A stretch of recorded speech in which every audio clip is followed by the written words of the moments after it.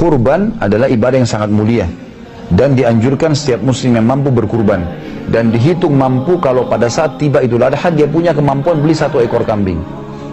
Itu dihitung mampu, jadi bukan berarti orang harus punya tabungan atau kaya raya. Teman-teman pun yang bekerja, kalau memang ada tabungan 5 juta, 10 juta, mampu beli kambing 1 juta rupiah, 1 juta saya beli.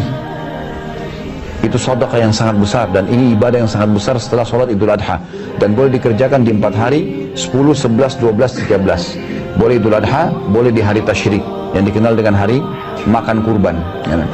Dan ini Allah mengatakan fasholli rabbika wanhar, ya, sholatlah dan berkurbanlah. Kemudian teman-teman sekalian, di antara 3 jenis hewan, kambing dan domba satu jenis, sapi dan unta, yang paling afdal adalah kambing dan domba. Walaupun kita mampu beli sapi, di Indonesia kita banyak sebeli sapi karena kita menganggap dagingnya lebih terbiasa, familiar kita makan. Padahal sebenarnya lebih afdal adalah kambing dan domba. Karena Nabi SAW dalam hadis Bukhari dikatakan berkurban dengan 65 ekor domba untuk diri beliau sendiri. Lalu beliau menambah lagi 1 ekor, beliau mengatakan ini untukku dan umatku yang belum menyembelih. Maka teman-teman sekalian, ada yang saya faham, ada pernah orang tanya sama saya, Ustaz, sapi yang saya mau berkurban ini belum cukup 7 orang. Maka dipaksakan nyari orang untuk supaya bisa 7 orang. Padahal sebenarnya tidak perlu. Kalau bapak-bapak sekalian, bapak ibu sekalian mampu bayar 1 ekor sapi sendiri, bayar sendiri. Untuk apa bagi-bagi pahalanya ke orang? Ambil aja sendiri semuanya, gitu kan? Kalau mampu. Kalau bapak ibu mengatakan, baik, uang saya pas-pasan, tidak usah khawatir. Konsep Islam beda dengan kapitalisme. Konsep Islam, sedekah dapat. Konsep kapitalisme, nabung baru kaya. Nggak ketemu ini. Mustahil ketemu. Karena kalau orang nabung kaya, orang kalau nabung mau sedekah nggak kira-kira? Kalaupun sedekah terus 1.000, 2.000, 1.000, 2.000 terus, ya. Itu terus yang berputar di celengan masjid. Tapi kalau orang faham konsep dalam Islam, hadis Nabi SAW riwayat Bukhari, hadis Qudsi, Allah berfirman, ya bena Adam, anfik alaik, wahai anak Adam, berinfak dulu di jalanku, aku akan berinfak untukmu. Berarti dengan sedekah kita keluar, makin besar datangin dari Tuhan. Itu konsep dasar, dan ini tidak bisa ketemu antara Islam sama kapitalisme. Makanya teman-teman yang masih ragu, oh uang saya pas-pasan di 10 juta tabungan, kalau saya sedekah nanti saya keluarin kurban, berkurang dong secara matematika.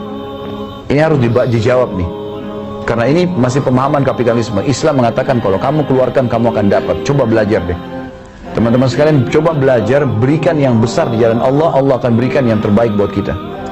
Itu sudah menjadi sunnatullah, dan Allah mengatakan walan tajida li sunnatillahi tabdila. Kalian tidak akan menemukan pergantian dalam hukum-hukum Allah, nggak bisa. Sunnatullah. Kita baik sama orang, kita dibaikin, gitu kan? Kita bersedekah akan dapat, itu pasti, nggak mungkin tidak. Bahkan kata Nabi SAW, manaqasa malu min sedekah, tidak akan berkurang harta seorang hamba karena sedekah. Jadi kalau teman-teman punya istri di rumah juga punya pendapatan, kita punya pendapatan, walaupun kita tabungannya masih kecil, sedekahin, kurban. Berkurban teman-teman sekalian, itu pahalanya besar. Kalau seandainya anda mengetahui bagaimana pahalanya berkurban pada hari kiamat, atau yang kita sering bantu orang miskin, sedekah setiap hari dijadwalkan, mungkin kita berharap sepanjang umur kita melakukannya. Maka jangan disia-siakan, karena setiap peluang ibadah tidak bisa terulang teman-teman. Saya punya pengalaman di Kampung Melayu, pernah saya isi ceramah. Kemudian habis ceramah, azan duhur, saya ke masjid. Ada seorang ibu tua sekali dengan anaknya di bawah pohon. Lalu dia berikan isyarat minta duit. Saya sudah niat mau bantu sebenarnya, tapi saya takut ketinggalan sholat duhur. Lalu saya bilang sebentar bu, habis sholat saya ke masjid. Saya balik, ibu itu sudah tidak ada.